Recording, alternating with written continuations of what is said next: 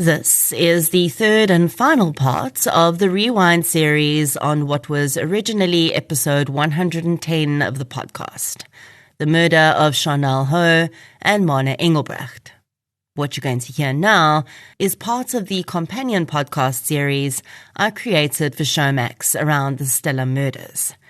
This was first released in March 2023. The Showmax series is still available in the Showmax app for you to watch when you're done.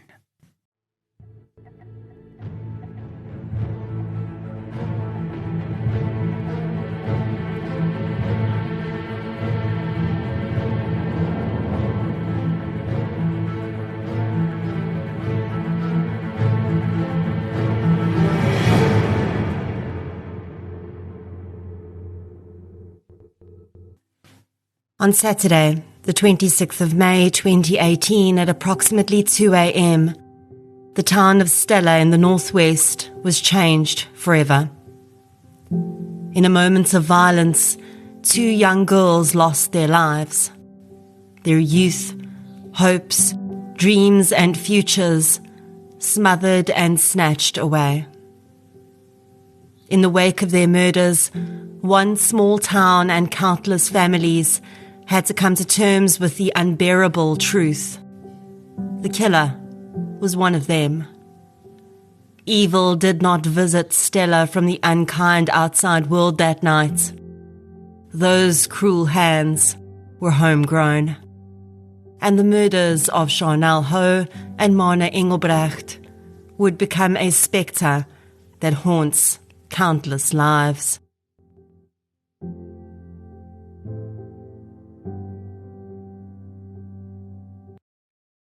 This is a Killer Audio Creations production.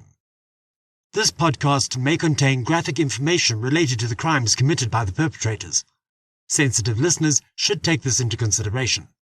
The views expressed in this podcast are not necessarily the views of Killer Audio Creations, Showmax, or their partners.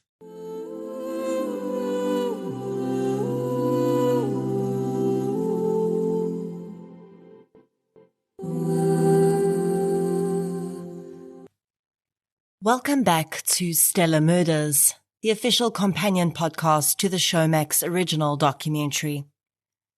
In episode 1, we met the town of Stella, which really seemed to become almost a character on its own in the murders of Sharnelle Hough and Marna Engelbrecht. We also then briefly looked at Zander Bijlsma and how he came to be a suspect, arrested, and then ultimately convicted of this crime. In this episode, we address the resounding question that is always asked after a crime like this. Why? Why did Zander Bijlsma, a seemingly normal 19-year-old young man with his entire life ahead of him, take the lives of 2 young girls in the early hours of the morning in that hostel in Stella? What drove him to commit such a crime? Now, inevitably, when I get into discussing the background of the perpetrator and what may have contributed to the crime, I have at least one person accusing me of excusing their behavior. So, right up front, let's be clear that nothing can excuse what Zander Bijlsma did. But refusing to ask why and shutting down our curiosity about the factors that may have contributed to his behavior, in my opinion, is worse than excusing it. Because then we learn absolutely nothing. And no, Sharnelle and Marna did not die so that we can learn something. But Zander killed them. And I think that if we can spare even one other person this fate, then examining the motives and possible contributors to this crime is absolutely worth it. In this episode, you'll hear psychologist Elmarie Claessens discussing subjects like coercive control, abuse, and personality disorders. I cannot stress enough that these discussions and her views on these topics are based on her experiences as a mental health professional in general. She has not assessed any of the individuals involved in this case, so none of what she says can or should be considered a diagnosis of any kind. With that clarified, let's get into episode 2 of the Stellar Murders Companion podcast. Love you to death.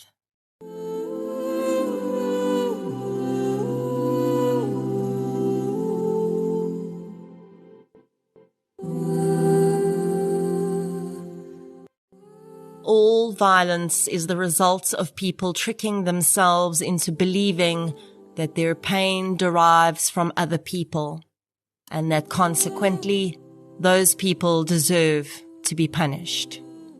Marshall Rosenberg.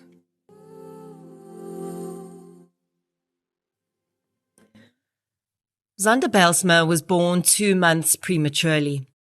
His early birth was a result of his mother Mersha experiencing significant complications during her pregnancy.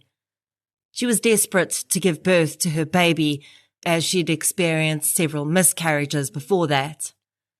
Early on in her pregnancy, she contracted German measles, and doctors warned her it would likely have badly impacted her baby. They advised she terminate. Mersha refused. Mersha and Monty, Zander's father, married in 1995, and they could not have been happier when they finally had a baby to take home from the hospital rather than another instance of pain and loss after miscarriage. But life would be far from the picture-perfect scene the parents may have envisioned with their baby. Zander was an extremely difficult child and very hyperactive. For Mersha, though, her son was perfect. Very little he could do angered her. Perhaps her desperation for a child blinding her to her child's faults. Monty was a police officer in the South African Police Service for many years, and by the time Zander turned 8, his parents had divorced. Zander struggled to accept his parents' divorce and never gave up hope that they would reunite. He had such difficulty during these years that his parents sent him to a psychologist, but Zander got no value out of those sessions because he refused to speak with the mental health professionals. One trait of Zander's would emerge during this time that seemed to impact his entire life. The young man was extremely hard-headed.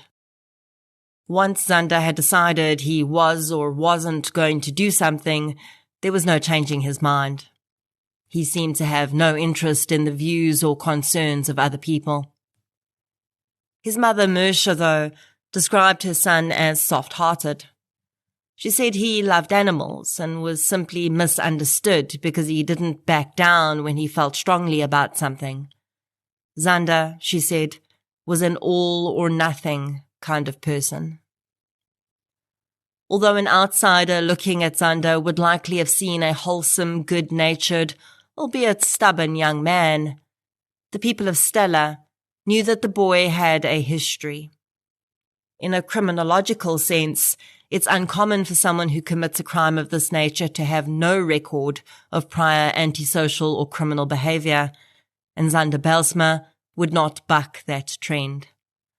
Over the years, when he started to attend Stella High, his parents would have to regularly argue for him not to be expelled. He was found to be involved in vandalism, bullying, an assault at a school sports day, and several other transgressions. Eventually, he was found in possession of alcohol at the hostel, and he was kicked out. He was still allowed to attend the school, but he was no longer allowed to live in the hostel. Zander spent the first few years of his life after his parents' divorce living with his mother, but then he moved in with his father, a new stepmother. He struggled significantly to accept his parents' new relationships, and although he was close with his father Monty, his deepest connection seemed to be with his mother, Mersha. In episode 1, we heard from journalist Mariska Kutzer. Mariska was able to form a connection with Zander's mother, and she would eventually meet Zander in prison. Despite Zander Bijlsma having been convicted of the crimes he was accused of, he has continued to claim his innocence, and his parents have continued to look for ways, even after his appeals failed, to free their son from prison. The intention for Mariska was to tell Xander's story in the press, and he and his mother were on board with this. But Monty Bylsma would eventually put a spoke in the wheel by denying Mariska any further access to his son. Although Xander is an adult and really could go against his father's wishes if he wanted to, his father is his source of income. Monty Bylsma would eventually sell his farm to pay for his son's legal costs, and he continues to fund his needs while he's in prison. Mariska has been able to get a few interesting insights from her conversations with Mersha and her single visit with Xander, though. I asked Mariska what her interaction with him was like and what her first impressions of him were. It's very strange because it was through a window, but the window wasn't clear. So there was these holes in the window that you had to peek through. So when I looked through the hole, I looked into Xander's face, and I will always remember him looking like a deer caught in the headlights. He looked like an animal, a scared animal that was trapped somewhere and he didn't know where to go. And, another thing that I can say about him, and I've learned a lot about Xander through his mother as well, is that he spoke to me with, the uppermost respect. He even called me Tannie. Mariska puts a lot of stock in Xander's respectful behavior toward her that day. She said she feels as though he didn't present as a common criminal or someone who came from a background one would expect to see in a crime of this nature. She also says that she's learned a lot about Xander through his mother, and I think that's something else we need to take into account here. Xander's mother is undoubtedly going to present the best possible aspects of her son to the world, and I don't even believe she would do that on purpose. That's simply what a mother would do. Another important point to remember is that Mariska met Xander in jail before he was sentenced. At this point, he was still filled with hope that he would not be found guilty and he would see the outside world again soon. There's no doubt in my mind that the timing of her visit with him would have impacted his behavior toward her. What would be really interesting, I think, is to see how differently Xander might come across now that he's been convicted and his applications to appeal his conviction and sentence have been turned down.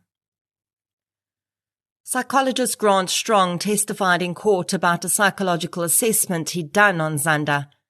He said that he found the young man was living with depression and that he'd picked up significant traits of paranoid personality disorder in the young man. Now, it's important to point out that Xander was not diagnosed as having the personality disorder. At 19, he is quite young to receive a definitive diagnosis of this. So when someone is his age, mental health professionals will often say that significant traits exist in the person without definitively making the diagnosis. If we look at some of the traits that are exhibited in people with paranoid personality disorder, many of them do ring true with the behavior we've seen from Xander.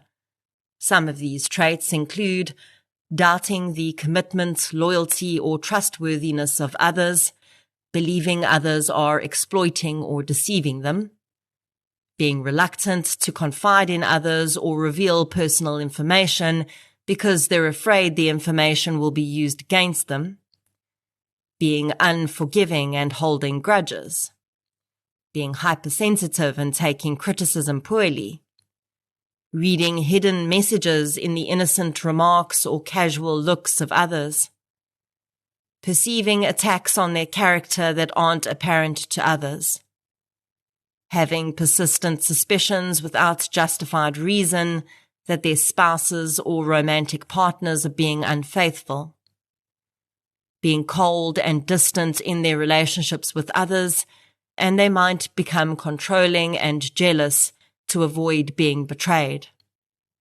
not seeing their role in problems or conflicts, believing they're always right, having difficulty relaxing, being hostile, stubborn, and argumentative. This case really is very much about Zander's relationships with people. It was his relationship with Sharnelle, after all, that was the entire motive for the murders. His belief that Marna was standing in his way that resulted in him killing her. And then his relationship with his mother and father that presented as important points during the trial and after that. Mariska Kutzer has some insight into some of these negative behaviors that Zander seems to present with in his relationships. Zander is also very full of nonsense. Okay? So he's a plus lighty, I want to say, into the basic things of life, in the sense of hunting, farm life. Got a very teasing personality. So, he's always like pulling his mother's soul out, and a little bit stubborn. He's a little bit set in his ways. Once or twice where she's told me, stories about him or how he, let's say, reacts to something where I would say, sure, that's a bit hard. Or I don't want to say the word disrespectful, but I can bring it back again to the Afrikaner man. It's that typical strong, seuns huil nie vibe. But the two of them, they've really, really, really got a very strong bond. So 2 things here. I don't think the Afrikaans saying translates too well to English when Mariska says he's pulling his mother's soul out. In Afrikaans, that saying relates to someone teasing, while in English, directly translating it sounds a lot more like an act of emotional abuse. Which, although that's not what Mariska is trying to get across here, is perhaps not entirely unfitting. I think it's really interesting that in that clip, Mariska lists personality traits of Zander that flag on the list I gave you earlier about paranoid personality disorder. Now, to be fair, what she says about the cultural thing is definitely a consideration too. We touched on this briefly in the first episode, the way that different cultures deal with emotions. And we'll touch on culture again later when we start delving into the intimate partner relationship aspect of this case. But I want to make it very clear here that none of these aspects, not possible personality disorders or just undesirable character traits, not culture or childhood experiences, can in any way minimize what happened here. As much as it might be interesting to delve into these aspects, I really do want to bring us back to the horror of what we're actually talking about.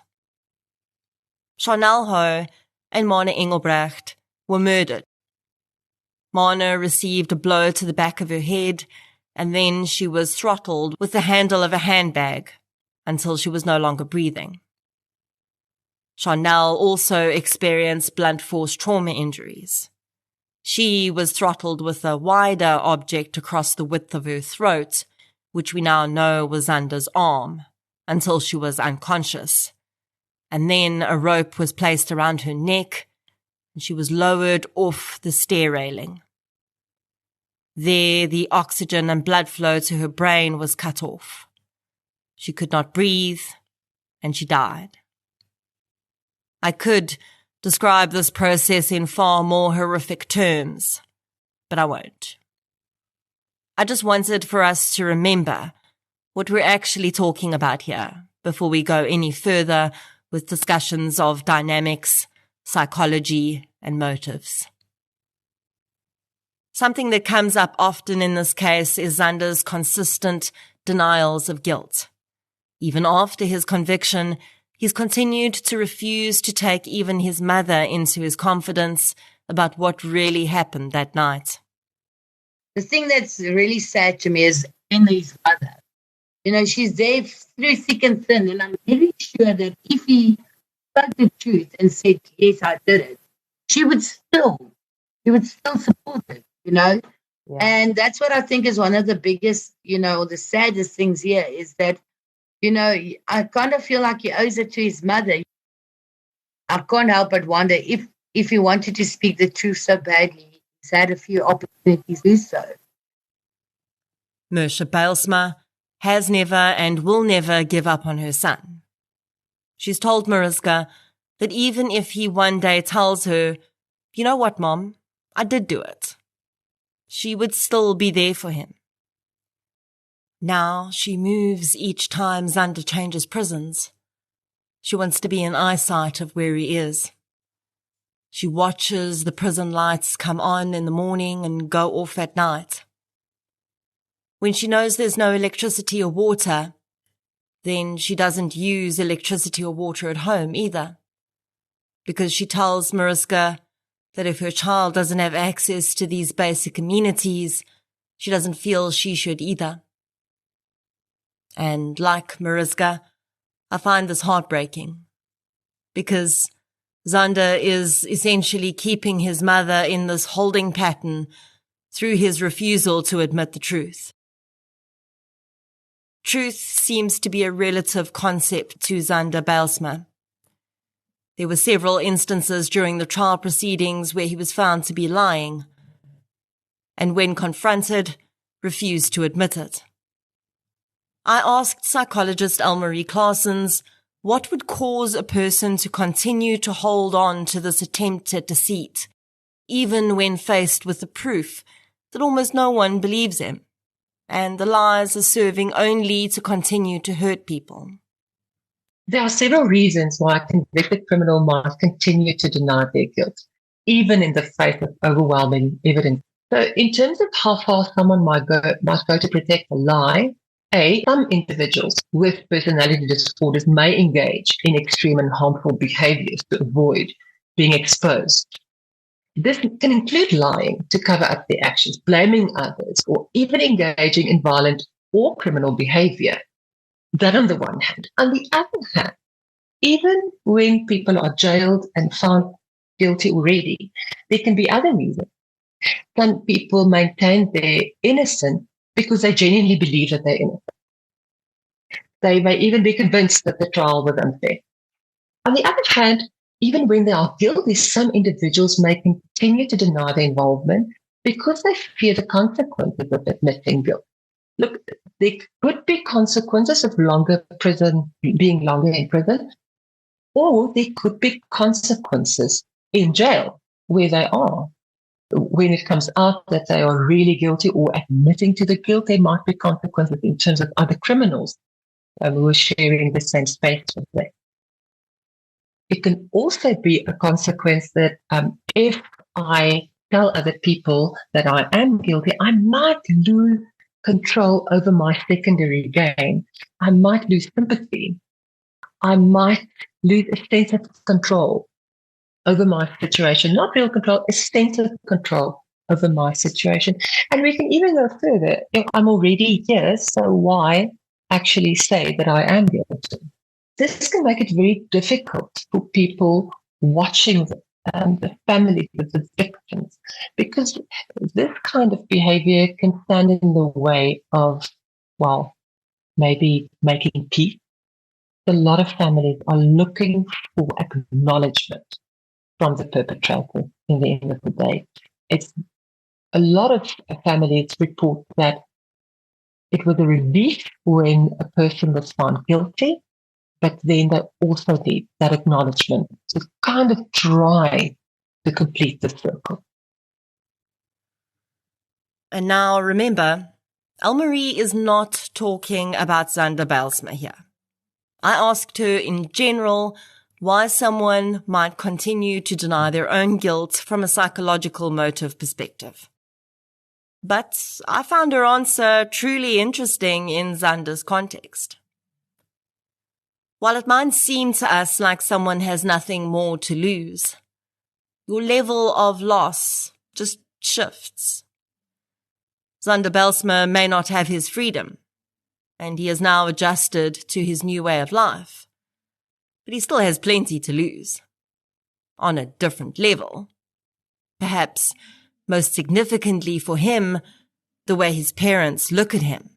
and the fact that there are still many people out there who've also bought into his claims. If he admits he did it, that all ends. He loses the persona of the wronged young man that he's grown for himself, and he becomes just another criminal. And I don't know about you, but I think that's a whole lot to lose. And here, we swing back to one of the two most important topics I want to discuss here. Two types of abuse that I've seen present in this case, and of course, no one else needs to agree with me, but they're both important topics, I think. Zander Bijlsma and his mother's relationship was quite an important part of the trial. Not in a direct evidence way, but through letters he'd written to her from his jail cell, which became part of the public record because he had written them from his jail cell.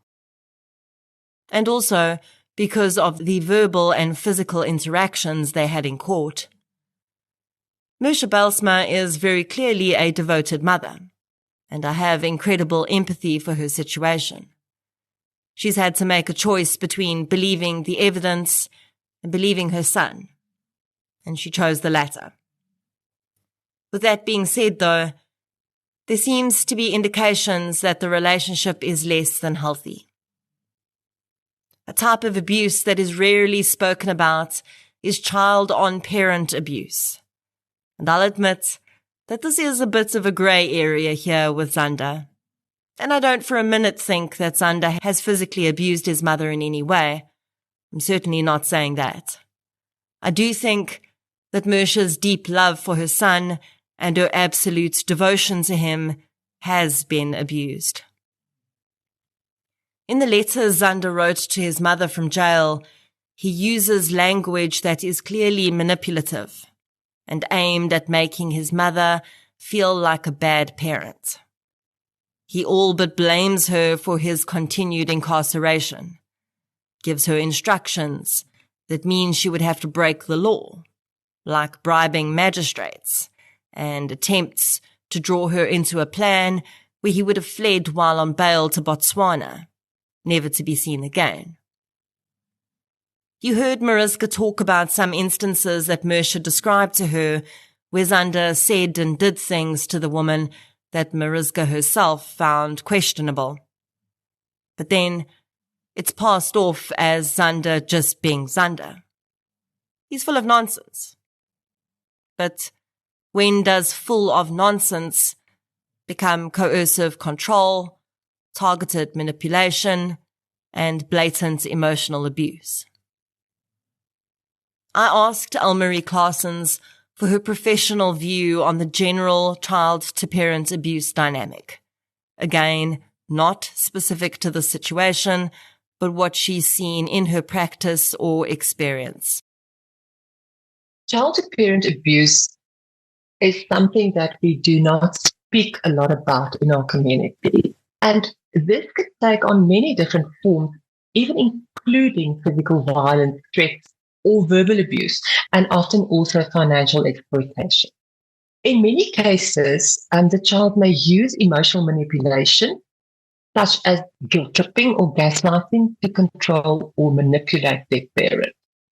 And there are certain signs, and look, we must also put this on a continuum, and not when a child manipulates a bit or tries to get what they want, to not just categorize this is child-to-parent abuse.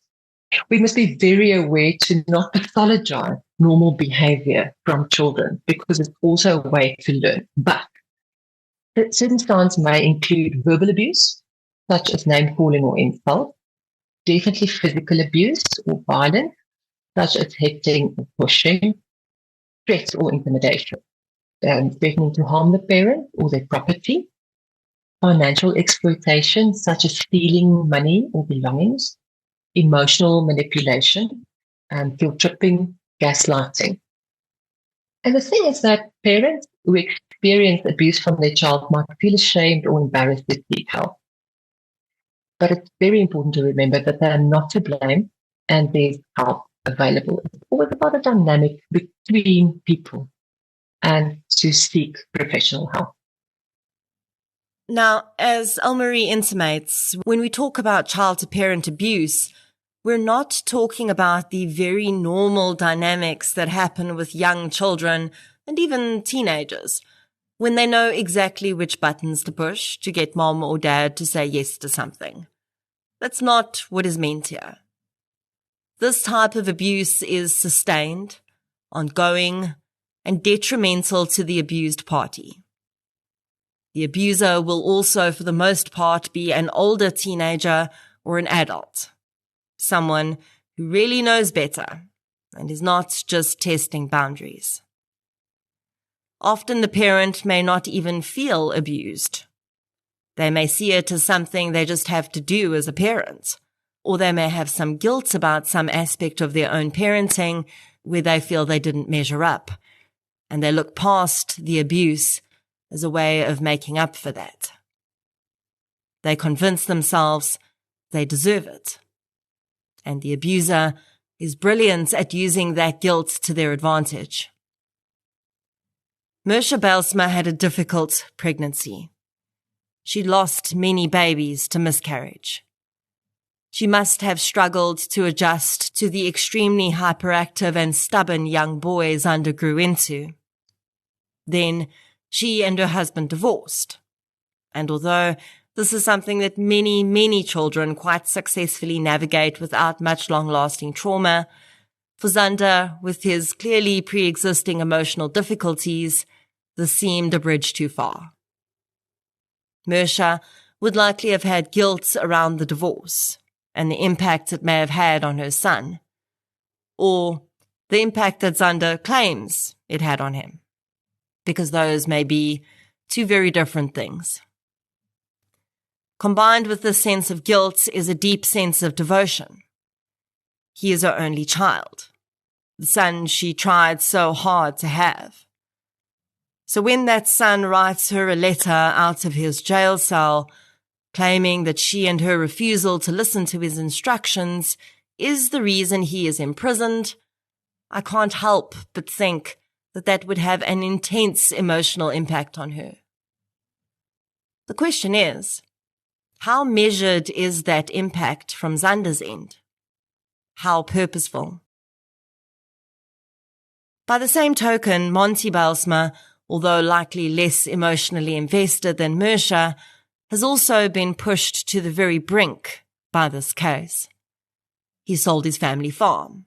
He's had to make decisions he never thought he would have to. And yet, in the face of overwhelming evidence of his guilt, Zander continues to allow his father to go to the ends of the earth for him. I wondered if there was an element of societal conditioning here that played into Zander's interactions with his mother. Let's face it, in certain cultural groups in South Africa and the rest of the world, gender roles are still very clearly defined as male dominant and female submissive. And in many cultures, a male child will also be seen as dominant over their female caregivers.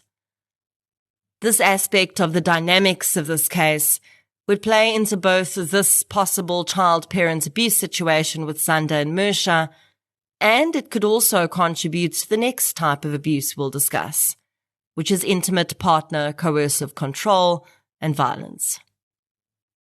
I asked Elmarie how growing up in a community where this is the case, in addition to growing up in a household where this is reaffirmed, might impact a young person's ideas about gender roles. Would their own beliefs and character outweigh the societal conditioning, and in a young person who'd already had controlling tendencies, would this only serve to support their worldview? I think it's important to look at how gender roles can develop in general, but then specifically in conservative households. Because in conservative households or smaller communities, there's often a thing that people hold on to more traditional beliefs about gender roles, which typically could involve expectations for men and women to behave in certain ways. I'm talking more about men can have more control, maybe, and women must serve the men more. And this is a generalization. I cannot say this is everywhere. So we have to look at socialization first, because parents in conservative households may teach their children specific gender roles. That can be through explicit instruction, by telling them how to behave, how to be a good man or a good woman, or through modeling behavior that aligns with the traditional gender roles. For example, parents may encourage their daughters to pursue domestic roles, such as cooking and cleaning, while encouraging their sons to do more masculine, typically or traditionally masculine roles like sports or manual labor or control, some stuff that has more control or money involved. So that on the one hand is socialization, but people can even reinforce these traditional gender roles through cultural and religious beliefs.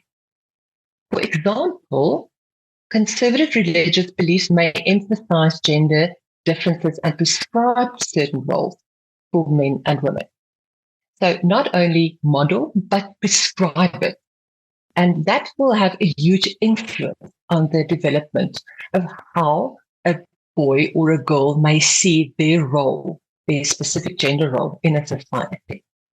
Because now we must remember that happened, and then we have to look at perception and behavior, because you learn certain things and then your perception of how it should be becomes your reality. And that influences your behavior directly. Perception influences behavior completely because that's your reality. And then it becomes more understandable how even oppositional and stereotypical perception that men can hold of women can foster violence or more masculine behavior on their side typically.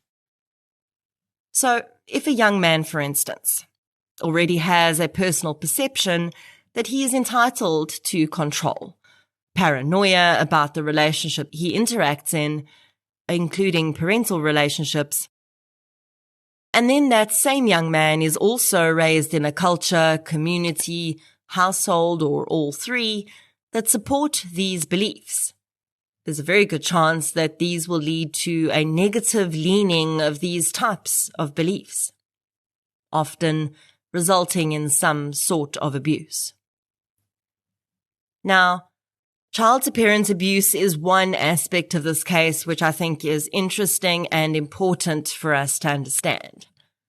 But the most crucial instance of abuse that applies here is the intimate relationship abuse dynamic that existed between Sharnelle and Zander. I've seen many people saying that they don't understand the motive for these murders. So perhaps let's start with that and be very clear.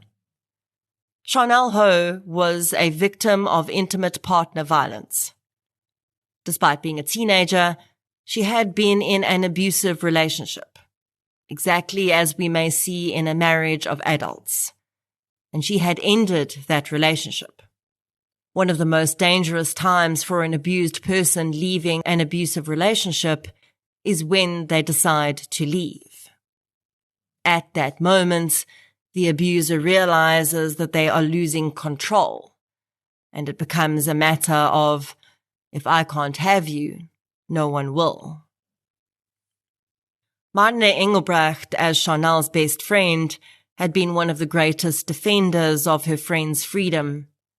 She saw the toxic dynamic in this relationship and called Zander out on it. She made it very clear to Sharnelle that she thought it was a bad idea to be with him. Marna essentially became the overrider of the thoughts that all abused parties have, where they're sure if they just give the abuser one more chance, everything will be better. And Zander saw that. And that is why Marna was killed as well. Sharnelle was leaving town that night to visit her mother. She'd made it very clear to Zander that she did not want a reconciliation. In fact, she was dating another young man. If Sharnelle had left Stella that night, Zander would have lost all control over her. If she'd been in that dormitory on her own, he would likely still have killed her. But because Marna was there too, and he'd had enough hatred towards Marna, she was also killed. I don't believe that Zander would have ever killed only Marna. Sharnelle was the key here. Everyone else was collateral damage in Zander's mind. So as much as it might be difficult for us to comprehend, and the location, ages, and dynamic of the relationship might be slightly different than what we're used to seeing, from a criminological perspective, this crime is no different from what we see when a married woman decides to leave her abusive husband and he kills her. Zander and Sharnelle had started seeing each other in early 2017. The strapping, dark-haired young man swept the blonde beauty off her feet, and the intensity of young adoration soon took over. I think we can all remember how deeply relationships in our teens impacted us. It almost seems like there's never a way to recapture that deep and intense emotion of first love. And Anne-Marie Claessens had said something really interesting about why this might be physiologically true. In terms of first love or teenage love or puppy love, it's very important to understand that when we look at the functioning of the brain during this love period of the teenager, it looks very similar to addiction in another brain. I'm not saying it's addiction, I'll say it looks similar. So when teenagers fall in love, their brains release a rush of dopamine. That is the neurotransmitter associated with pleasure and reward. So this flood of dopamine can create feelings of euphoria and excitement, and this is similar to the feelings of pleasure experienced by people who use drugs or engage in other addictive behaviors. So I think that is important to understand. That on the one hand. On the other hand, when this love is taken away, a teenager might feel intense feelings of sadness or longing when separated from a romantic partner. So it's almost like a bit of withdrawal. To understand that, on the one hand, could help to also understand that controlling behavior, it might be difficult for the teenager to get away from controlling behavior in a relationship because the brain is already so involved in the cycle of pleasure and dopamine rushes. So at any stage when we fall in love, the first stage, our brains behave a little bit like an addict brain. For the teenage brain, it's just a little bit more intense because the teenage brain is not developed fully like the mature brain. And that is very important to understand. And that intensity that comes with the first relationship and puppy love can make it very difficult for teenagers to recognize and acknowledge abusive behavior from their partner. The fear of losing a relationship in the teenage years can play a huge role when we understand these dynamics. And then please can we remember that teenagers have a lack of experience and knowledge to recognize and address abusive behavior. They may not know what healthy relationships look like or what to expect. I think that is absolutely fascinating. And of course, we start to link in here this idea of teenagers being in a coercively controlled or abusive relationship. Again, we don't think about teenage relationships in this context. When we think about abusive relationships, we picture adults. But this abuse and the conditioning of victims starts somewhere. And often, abusive people will repeat this pattern in all of their relationships, no matter how old they are. The biggest difference, as Anne-Marie explains, is that in the teenage context, everything is so intense, and there's a lot of inexperience and lack of understanding of what relationships should really be like. But I think it's only fair to Sharnelle to point out that she did recognize that her relationship with Zander was toxic. She had ended it with him. Her parents recognized this. Her friends, including Marna, did too. And so did Marna's parents. Honestly, everyone in the situation did everything they could to free Sharnelle from Xander's grasp. And they thought they'd succeeded. But sadly, it was not enough. It did take some time, though, for Sharnelle to recognize what was happening to her. And I think if it hadn't been for her supportive friends and parents, she may have struggled to continue to say no to Xander. And what is very clear is that although everyone understood that this relationship was not healthy, no one thought for even a second that it could be deadly. And this is something I really want to use this platform to get across. The base truth of this crime as an intimate partner murder. And if we can, to provide a little education to parents and teens on what to look out for.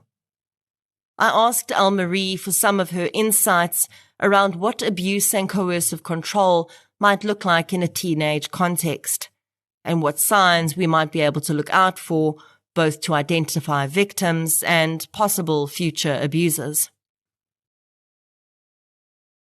But I think it's important to emphasize that when we look at signs of coercive control, we're also describing behavior that already existed. It's important to caution not to blame people when they find it difficult to identify behaviors. Because usually these kinds of behaviors start gradually. And when you're in something, it might be difficult to see what you are in. And especially then for teenagers who do not live together and only see each other during break time or over weekends or afternoons, it might take on different forms. Like, for instance, I would say check if someone tries to use technology to control the partner. So monitoring a phone, social media, or email accounts. To check, what are you posting on Facebook or Instagram or what? And I am actually editing that for you. Or to pressure a partner to spend all their time with them. So an abuser may try to keep their partner from seeing other friends or participating in other activities, or try to isolate them. And then I get back to the concept of making a partner feel guilty or responsible for their actions, not for the partner's actions, for the person, the abuser's action. So the abuser may shift the blame onto the partner for problems in the relationship, or use emotional blackmail to get what they want. Even coach it by saying it's only because I care so much. And because I care so much, I can help you with this and that and the other. But what's out, it could be controlling behavior, because something that can be sugar-coated as love may not be love. It may be control. And then I think intimidation. You get overt intimidation and then covert intimidation. So to actually spread rumors maybe, or tell the partner that you might hurt yourself if they leave you, that is all kinds of intimidation that we can look for. I think it's important to underline what Marie says in the beginning there. Laying out these signs is not intended to shame any victim or their family or friends into feeling like they've failed to see the signs. The very nature of coercive control is so insidious that it really fits well with the frogs in boiling water analogy. If you throw a frog into a pot of boiling water, it's going to jump straight out. But if you put that frog into a pot of cold water, and then slowly, incrementally increase the temperature, they may not even realize anything's changed until it's too late and they're boiling. Really, my reason for wanting to discuss these red flags is twofold. To illustrate how Xander's behavior matched up with what we see in abusive relationships, and also as a tool of education. Because if there's anything I've learned in my podcasting journey, it's that you never know who is listening and who needs to hear what you're saying. So how did Zander and Sharnelle's relationship illustrate coercive control and abuse? Well, in several ways, really. But again, it's easy to see this stuff in hindsight. The explosion of violence against Sharnelle that took her life was just the crescendo of incrementally increasing, controlling, intimidating, and violent behavior from Zander. Sharnelle had mentioned several instances of controlling behavior to her friends, as well as to her new boyfriend, Brandon. Zander had tried to isolate her from her friends, especially Marna. He wanted the two to have as little contact as possible. In the hours preceding the murders, Brandon had witnessed Zander's obsessive behavior himself, when the young man had phoned Sharnelle's phone continuously while Brandon happened to be there. Sharnelle had eventually answered, and Zander had swiveled between anger at Sharnelle not having picked up and sweetness, begging her to have dinner with him. Even after Sharnelle's death, Zander still displayed the behaviors of a controlling partner by attempting to humiliate her memory by sending partially nude photographs of her from her phone to her father. A pretty significant event in Zander and Sharnelle's relationship occurred in September 2017 while they were still dating. It was Zander's matric farewell. His date was to be his beautiful girlfriend Sharnelle. But while most teen couples might only see each other's outfits for the first time on the night of the event, Zander Belsma was having none of that. Although Sharnelle and her mother had already gone out and purchased a dress for the night, one that Sharnelle had chosen, Zander had other plans. He designed and had his mother arrange to have made up a dress of his choosing. He and his mother chose the jewelry Sharnelle would wear. Zander hadn't wanted Sharnelle to wear makeup, but Mersha had convinced him that it was the done thing for such events, and he'd eventually relented and provided instructions on how much makeup his mother should apply to Sharnelle on the day. The young girl got ready at Mersha's apartment. The level of control Zander displays here is intense. Mariska Kutzer weighs in with Mersha's take on this day and why they'd taken so much control over the planning. See, that's the irony is, like when we reported on the story initially, that was the feeling of people, like people even said that Zander went as far as picking out her dress and telling her what to wear, and that type of thing. And the irony is when I spoke to his mother about it the one day, the way she told it was in a completely different light. She said to me, for instance, that because Zander invited her to go with, he wanted to make it as comfortable and as nice as possible. So he didn't have to worry about getting a dress or this or that. I'm fully with Mariska here on the different perspectives. That's always important, and I have absolutely no doubt that for Mersha it was an act of kindness and caring. But you'll have to go pretty far to convince me that there are very many teenage boys who would insert themselves into their girlfriend's dressing, makeup, and hair choices. And if he really was trying to help her avoid the trouble, he was too late, because she and her mom had already found a dress she liked and purchased it. And that dress would never be worn.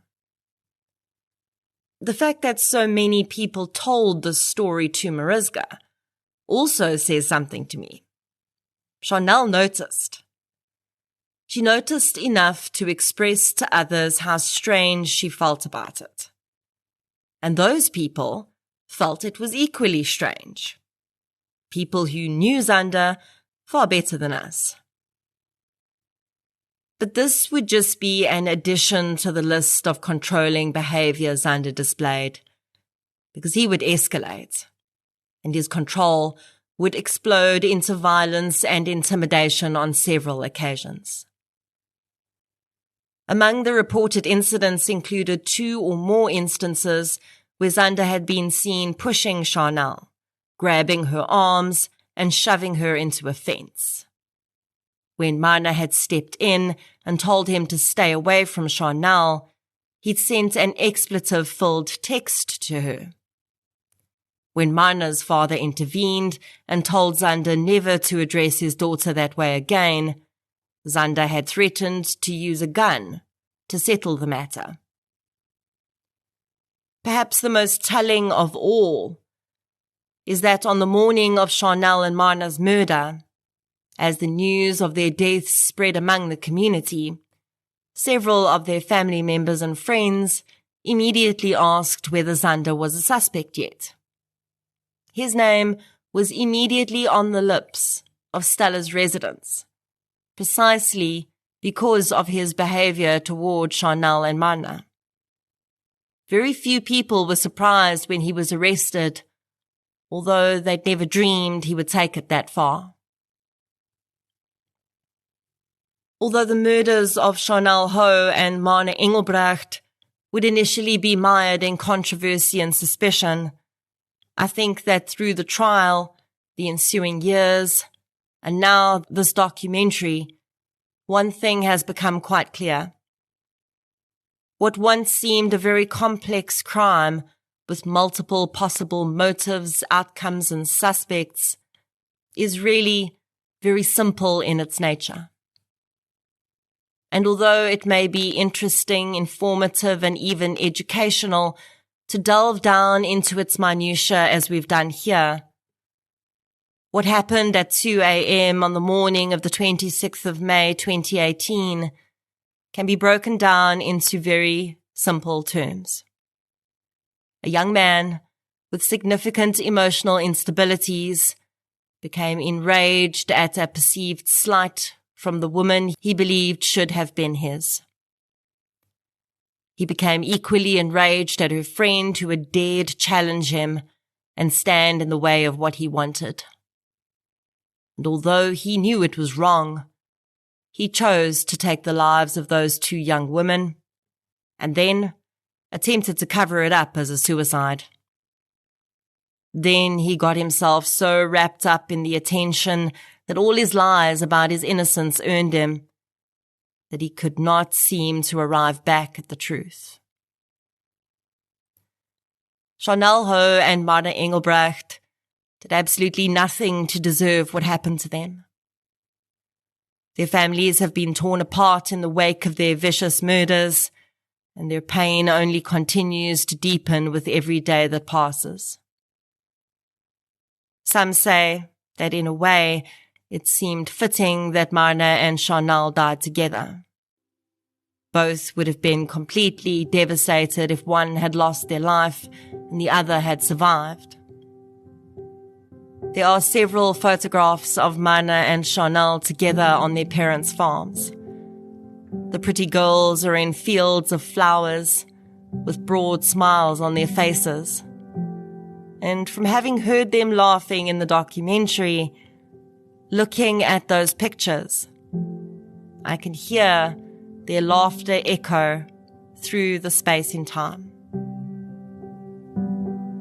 No one wants to make documentaries about 2 murdered schoolgirls. No one wants to make podcasts about them either. We don't want Marna and Sharnelle to have been the subject of any of this. We'd rather it never happened at all. But it did. And all we can do now is try and remember those 2 girls as they lived. And perhaps take some small nuggets of understanding for the future from their deaths.